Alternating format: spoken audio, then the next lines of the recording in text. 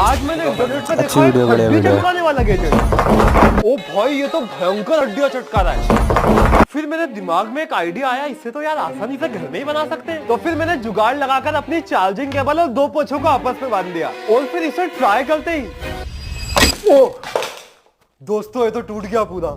यार इसकी तो बहुत बुरी हालत हो गई। तो फिर मुझे लगा इसे तो ऑनलाइन खरीदना ही पड़ेगा, तो मैंने इसे खरीद लिया। उसके बाद जब मैं बैठकर इसके ट्यूटोरियल देख रहा था तभी बेल बजी।